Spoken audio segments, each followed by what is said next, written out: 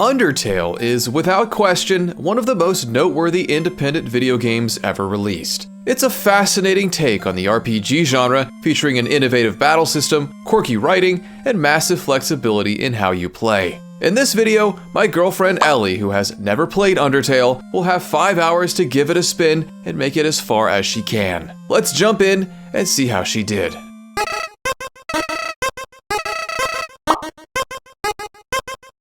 We booted the game up and learned a little bit about this world, in which humans have banished monsters underground after a long war. After this short explanation, the player is able to jump into the game. Okay, here we go. This is like OG Nintendo DS Animal Crossing.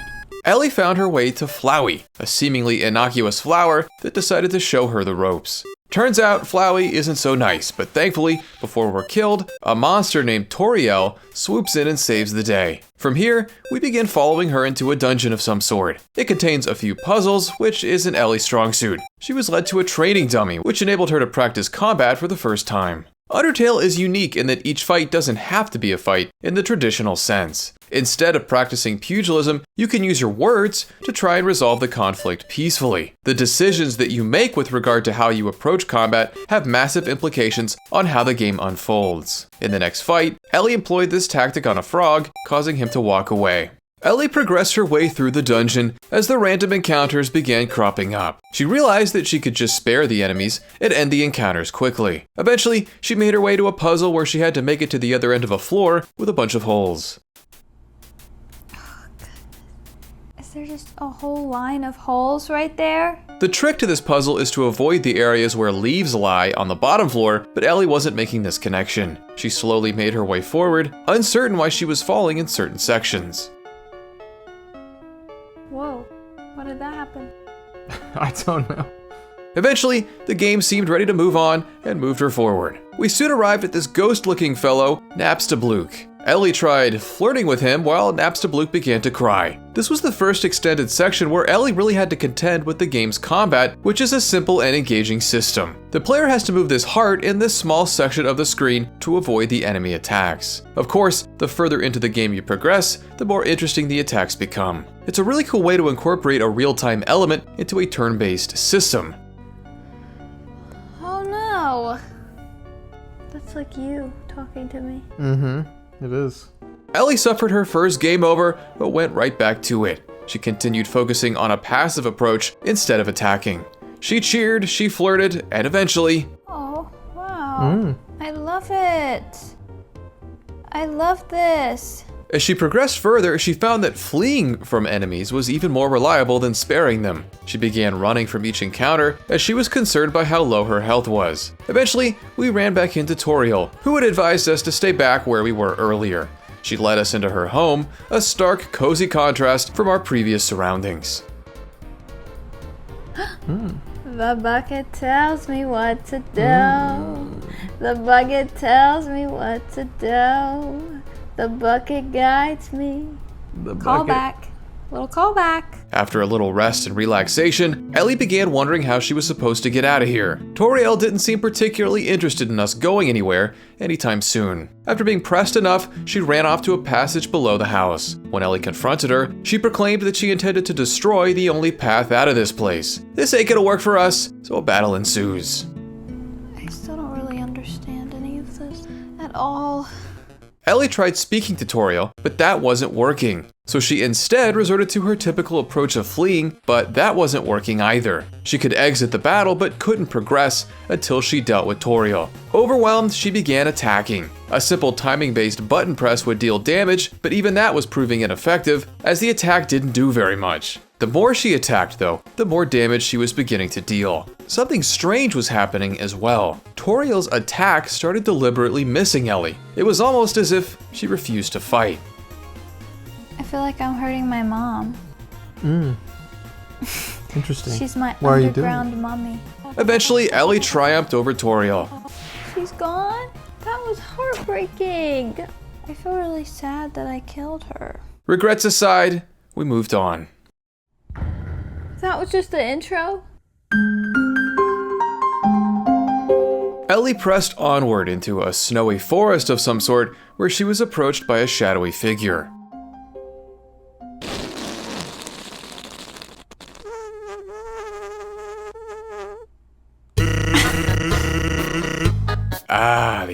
whoopee cushion. It's everyone's favorite sardonic skeleton, Sans. This guy is one charming son of a gun who's supposed to be keeping an eye out for humans, but doesn't appear to care to actually do his job. Unfortunately for us, his brother Papyrus does, so Sans hides us behind a conveniently shaped lamp once he approaches. Papyrus is quite enthusiastic about capturing humans, but thankfully isn't too bright. Once he walks away, we were able to move forward. Ellie began exploring this snow-filled area where she encountered some new enemy types. I was curious to see if she'd continue attacking enemies or resort back to diplomacy or evasion. It turned out that she was still ready to swing some fists.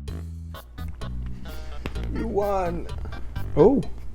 Oh my. Let's go! Let's go! It wasn't long before we ran back into those skeletal brothers. Thankfully, they really don't seem that intent on capturing us, so we moved forward. One of my favorite elements of Undertale is the bizarre, almost indescribable vibe that the game carries for its entire duration. The writing and characters are incredibly off-kilter and unpredictable. It's reminiscent of a game like Earthbound, which I have to imagine served as an inspiration here. One minute you're randomly being called by someone who wants to order a pizza, and the next you're being attacked by a random dog who can only see things that move. This level of subversion never stops. This section finds the player trying to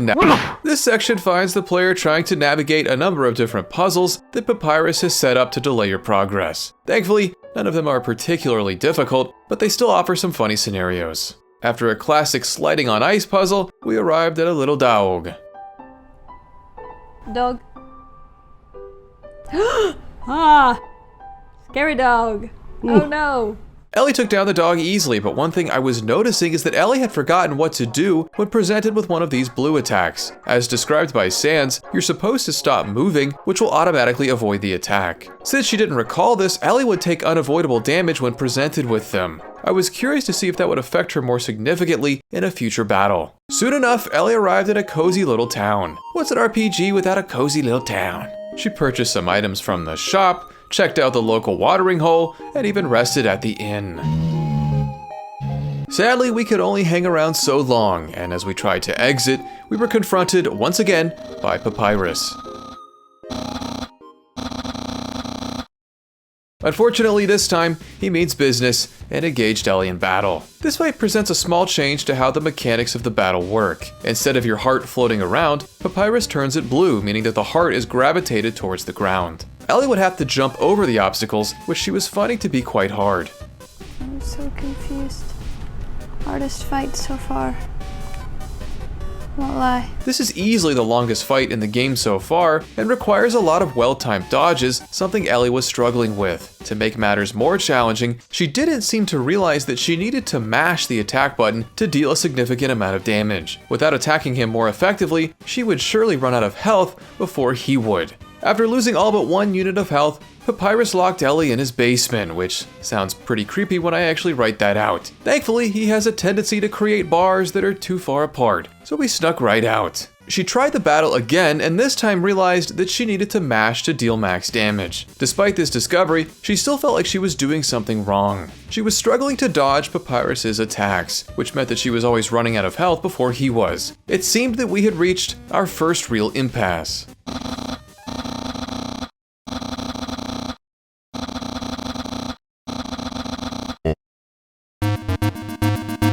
I'm getting real sick of his witty retorts too.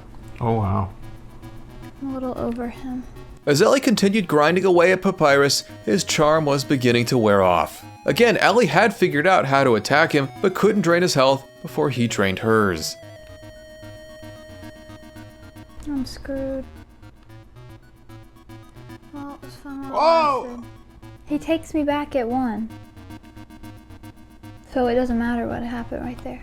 She was so close, but she wrote the attempt off before she'd actually been defeated, leading her to get hit one too many times. Back in town, Ellie expressed a desire to grind a bit to level up, but didn't remember that she had access to other enemies right now. She determined her only option was to just keep plugging away. I don't know how to time that. Why does that move so slow? It's like making me get pissed off, like I'm getting sweaty angry. Why does it move so slowly? The I little don't know. heart. It's That's not just like, the way it moves. I don't know.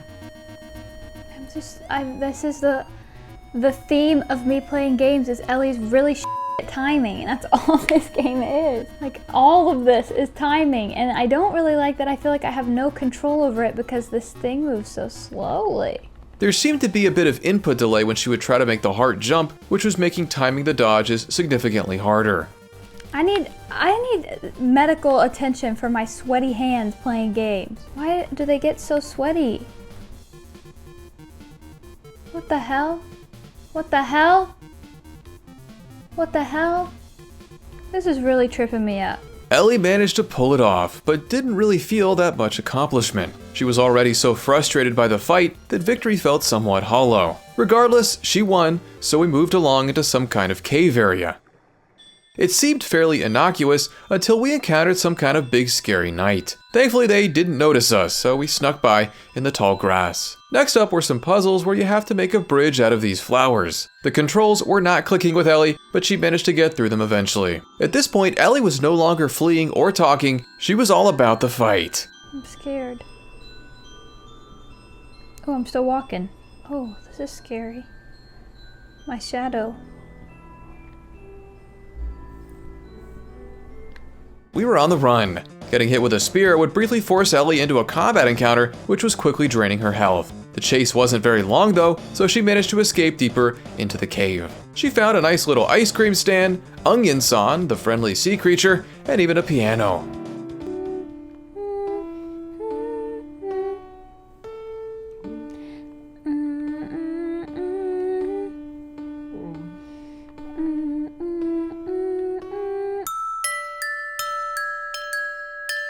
There was only so much time for performing, so Ellie continued forward. She snagged an umbrella and walked onward with the little yellow companion that we discovered.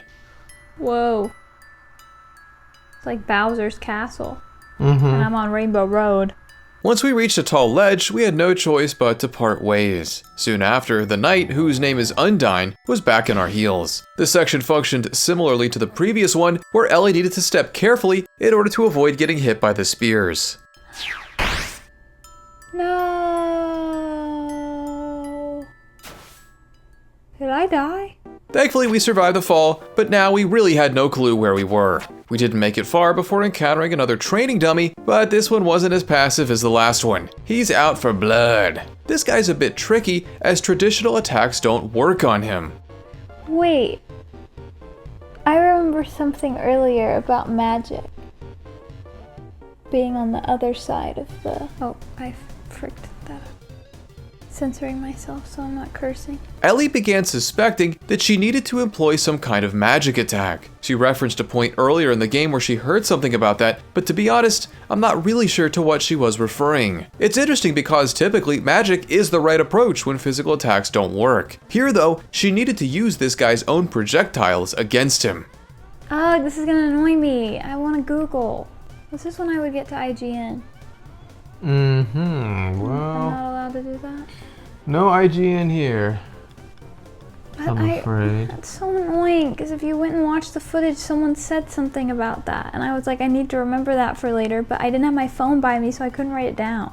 Ellie had gotten herself stuck on the magic idea, so much so that she wasn't noticing that she was damaging the enemy with his own attacks. It's understandable, as his health bar wasn't showing any signs of depletion. Despite this, she moved into the next phase of the fight, unsure exactly why or how. You agree that you see no other option, right? No. There's no other option in that menu for me to do. At least stay determined. Stay determined. I'm not determined. There's nothing for me to do. I mean, again, I will say I know what to do, and I'm not saying that because I remember or because I already do. I tried to direct those things at him and it didn't work. What didn't work? Those things. Those little rocket shit Why things. didn't they work? They didn't work. They How do you hit know? him and did nothing. He How had do you know no they did nothing? damage. How do you Because know? he had a full green health bar. Try it again. Watch your profanity.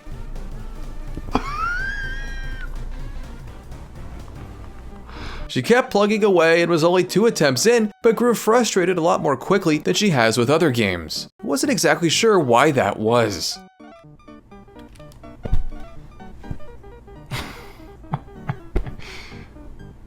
Stupid. I can't do this anymore. This is like in whatever where I have to, in Hollow Knight when you have to track back everywhere. This feels like that to me.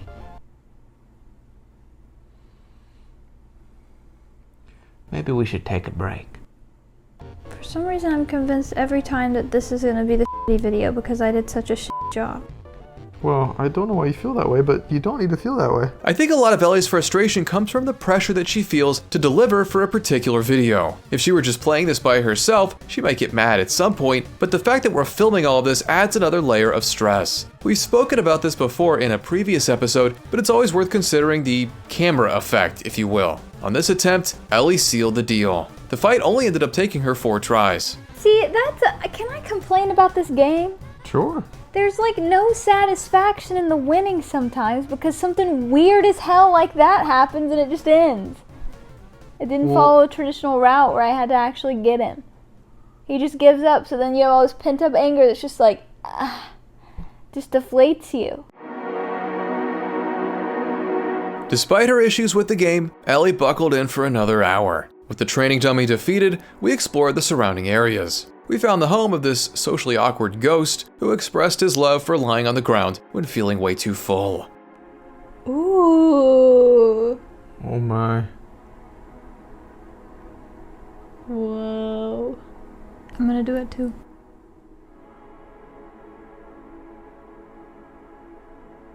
With that out of the way, we carried onward. It was becoming fairly evident that Undertale was very much a tale of 2 games for Ellie. These sections of relaxed exploration were very much to her liking, with plenty of odd characters and strange secrets to discover. The battles, though, presented a completely different experience, one that was leaving Ellie confused and frustrated in equal measure. A little further on, we were once again met with Undyne, but once again, our yellow friend provided distraction long enough for us to give her the slip. Once again, Undyne found us while our yellow friend almost fell to their death. We saved them, Undyne walked away, and it looked like we may make it out of here without any issues. I'm nervous that night will come back for me. Time will tell. Well, I probably won't find out. Just kidding. Come on, we can't have it that easy. It was time for a boss battle, one that Ellie didn't feel particularly enthused about doing. Regardless, she steeled herself and got ready. She jumped right in and began to attack. This fight features yet another unique mechanic. Instead of moving the heart around freely, you have to protect it from incoming projectiles by positioning a shield either up, down, left, or right, depending upon where the projectiles are coming from. So far, she seemed to be a natural. This fight is fairly straightforward, but the challenge comes from how many hits Undyne can sustain. That means you're gonna have to survive at least a dozen or so rounds of projectiles. This is getting harder. Oh shoot, my finger slipped. Ah! It was really scary. 1 death down, but Ellie was doing much better on attempt number 2. Despite that, it was still easy to lose a lot of health very quickly. This fight was clearly not going to be easy, but she could do it. She just had to get in the zone. Oh, okay. I need a new approach. I don't think the D-pad's working for me. Okay. It's not fast enough. Mm-hmm. But the analog stick's not accurate enough. So I'm kind of screwed no matter what I pick. Ellie was struggling with the control scheme as well as her reflexes. There is no doubt about it, this fight requires lightning fast reaction times. She grasped the mechanic and understood what to do, but pulling that off was another matter. Of course, Ellie had other options. She could go grind and level up, purchase more items, or just try to approach the fight diplomatically, but I don't even think she thought about doing these things. Ellie hasn't played many RPGs, specifically those of a turn-based variety, so she's not well versed with the standard protocol. She was, however, making use of the items she already had. There were a couple of healing items that were enabling her to make her attempts last longer, but it still wasn't enough to win the fight. I don't know what else to talk through anymore. I've talked through everything. It's not helping. You don't have to. Just focus. Attempt after attempt was met with defeat, which was really taking its toll on Ellie. This game is very hard. I like the vibes. I think it's cute. It's funny. It's unique. I do not know what... This is so hard. I just don't feel like I'm getting the payoff I want from beating them. In a way where if I was playing it on my own, like how motivated would I feel to keep beating these fights? Because I don't think I understand like where I'm going next in the game and what does that unlock for me and what makes that next area fun or cool. besides Right. just like, oh, you're going to beat the game. Ironically, the quirky obfuscation that many love about Undertale is part of why Ellie wasn't connecting with it, and that's totally fair. She loved a lot about the game, but it was inclined to frustrate her so often, with very little payoff for victory, at least in her eyes. I think she really wanted to embrace the game, but it's hard to do so when your blood pressure keeps skyrocketing. While we meditate, why not check out another episode of the show? And if you'd like to support the channel, you can check out our Patreon, linked in this video's description. Thank you so much for watching, and we'll see you next time.